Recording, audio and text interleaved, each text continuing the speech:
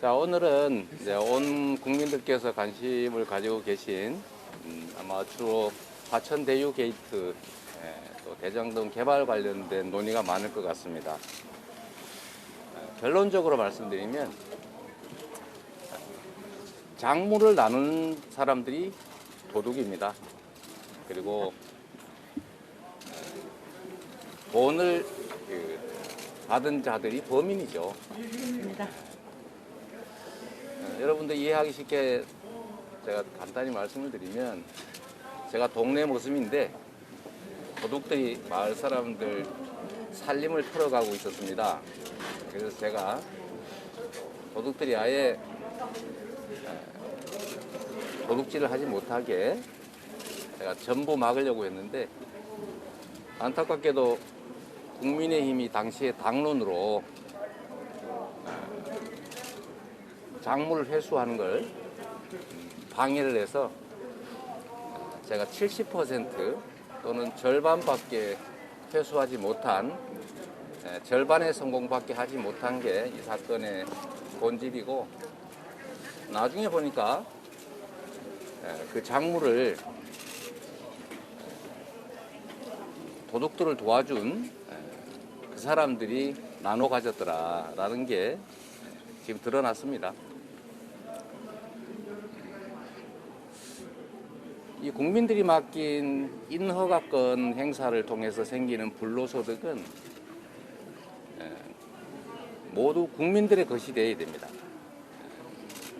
노동하지 않고 기여하지 않고 누군가가 불로소득을 얻으면 재산이라고 하는 게 하늘에서 떨어지는 게 아니기 때문에 누군가 많은 다수의 손실입니다.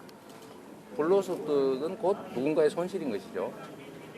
그래서 이거를 인허가권 행사에서 생기는 이익은 전부 환수한다고 하는 게 제 방침이었고, 그걸 통해서 당시에 성남시가 약 7천억이 넘는 내부 부채 때문에 어려움을 겪었기 때문에 제가 개발이익 환수를 1조 원을 해서 1조 원의 개발이익 환수를 통해서 성남시 빚도 갚고 복지 정책을 하려고 했던 겁니다. 그런데 아쉽게도 당시에 국민의힘이 미래 신도시 분양 사업이나 대장동 개발, 또 서현동 개발, 동원동 개발, 이런 개발 사업들을 당론을 정해서 지방채 발행을 막고, 심지어 예산 의결을 거부해서 여러분이 아시는 준예산 사태라고 하는 것까지 겪었습니다. 4년이 넘도록 싸웠지만 결국은 1차 임기 때는 시행하지 못했고, 2차 임기 때는 선택을 했습니다. 당시에 한나라당, 새누리당이죠. 당시 새누리당 시장 후보 포함해서 새누리당 시의회가 원하는 대로 민간 개발을 해서 이 1조 원에 가까운 개발 이익을 민간이 다 가지게 할 것인지, 즉 민영 개발을 허용할 것인지, 아니면은 공공 개발을 통해서 100% 환수할 것인지, 그게 불가능하면 절반이라도 또는 70%라도 환수하든지, 이 세 가지 선택밖에 없었습니다. 물론 아무것도 안 하고 미루는 방법도 없지는 않지만, 그렇게 되면 제가 없을 때 분명히 민간 개발을 하게 될 것이었기 때문에 어떻게든 또 개발을 해야 되는 상황이었습니다. 그리고 당시에 뭐 다 아시는 것처럼 이 토건 세력들이 LH가 공공 개발을 하고 있는데도 부산저축은행에서 1,000억이 넘는 돈을 빌려가지고 해당 지역 토지를 다 사놓고 주민들 토지에 근저당권을 설정하고 있었기 때문에 경매당한다고 동네 주민들이 신속한 개발을 원하는 상태였습니다. 그래서 개발하느냐 마느냐에서는 개발을 선택해야 했습니다. 두 번째는 개발의 방식인데, 제가 수년 동안 싸웠던 것처럼 공공개발을 했으면 아무 문제가 없었겠죠. 전부 환수했을 것이고 무슨 뭐 토건업자, 토건 투기 세력들이 이 사업에 끼어들 여지도 없었겠죠. 그런데 그거는 아시다시피 국민의힘의 반대, 그리고 당시 박근혜 정부의 방침이 공영 개발을 최소화하고 민영 개발한다라는 것이었기 때문에 제도적으로 도저히 할 수도 없었고, 또 국민의힘이 조직적으로 반대했기 때문에 시행이 민간 개발은 공공 개발은 불가능했습니다. 그러면 결국은 당시에 토지 구입 대금을 시 재정으로는 조달할 길이 막혔기 때문에 민간 자본을 동원해서 개발을 하되 공공으로 개발 이익을 상당 부분 환수하는 결정을 할 수밖에 없었던 거죠. 그 결과로 여러분 아시는 것처럼 예정이익 6,200억 중에 4,400억을 성남시가 고정적으로 확정적으로 환수했습니다. 그리고 민간 개발업자들은 1조 5천억을 투자하는데 예정이익은 1,780억이었던 거죠. 우리가 71%를 환수한 겁니다. 그리고 2015년은 부동산 경기가 매우 안 좋을 때였는데, 미분양이 속출할 때였는데 2017년이 되면서 이 부동산 경기가 호전되기 시작했기 때문에 제가 인허가권을 행사해서 뭐 갑질이라고 불릴 만한 일이죠. 인허가권 행사를 하면서 인허가 조건에 추가 부담을 시켰습니다. 해당 지역이 아니라 그 외에 성남시가 원래 해야 됐던 터널 공사, 뭐 배수지 공사, 도로 공사 등 부담을 920억 추가 부담시켰고, 1공단 공원화 사업도 200억을 추가 부담시켜서 5,503억 원을 회수했습니다.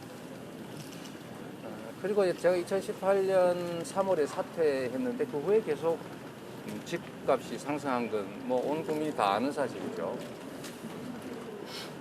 그리고 당시에 제가 혹여라도 있을 부정거래, 공직자 매수 상황을 대비해서 성남 서약을 받고, 만약에 공직자 매수 같은 상황이 발생하면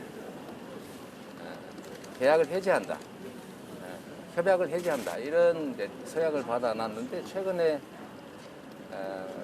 이게 뭐 관련 공직자가 뭐 부정거래를 했다는 보도도 있고 또 구속까지 됐기 때문에 제가 성남시의 도지사 권한으로 협약을 해지하고 개발이익 기속분을 전부 환수하는 조치를 하도록 지시했습니다. 뭐 처음에 국민의힘이 화천대유는 누구 거냐 이렇게 하면서 마치 그게 저나 뭐 저와 관계된 사람이 아닐까라고 이렇게 주장을 했지만, 지금은 그건 다 뗐더군요. 근데 생각을 한번 해보십시오.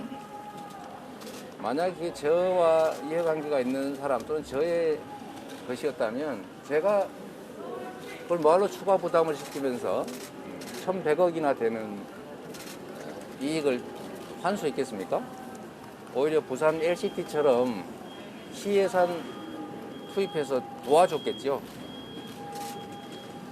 그리고 더 간단하게 말하면, 만약에 제가 그 개발 관련 업체들에게 이해관계가 있다면 당시에 언론 여러분들의 선배들이 민간 개발해라, 공공 개발은 시장 원리에 어긋난다고 하면서 극렬하게 반대했고, 국민의힘도 반대했고, 국민의힘 시의회도 반대하는 상황에서 그냥 민간 개발을 하라고 허가해주면 간단하지 않습니까? 뭘 그리 복잡하게 했겠습니까? 그래서 이거는 정말 돈 받은 자가 범인이다라는 상식에 부합해서 판단하는 게 맞습니다. 그리고 절반밖에 성공 못했지만, 지금 현재 개발 이익이 상승했지만 역시 4천억 정도이고, 성남시가 회수한 거는 현재 가치로 따지면 한 7천억 가까이 될 겁니다. 왜냐하면 성남시 1공단 부지의 땅값도 올랐을 테니까요. 그러나 그런 거 계산하지 않더라도 우리 경기 성남시가 회수한 거는 대행 비용 280억을 또 추가로 환수했고 그 이전에 한 용역비 8억도 추가 부담시켰기 때문에 약 5,800억 정도가 됩니다. 그리고 그들이 가지 취득할 개발 이익은 어쨌든 4천억 정도인데 그렇게 하더라도 성남시 몫이 59%, 개발 사업자들 몫이 41%, 이렇게 돼서 6대4 정도로 성남시 몫이 많습니다. 다시 말씀드리지만 민간개발 했더라면 국민의힘 당시 성남시의회가 요구했던 것처럼 민영개발했으면 이거 1조 원 가까이 되는 개발이 전부 그들이 민간업자가 다 가졌을 거 아닙니까?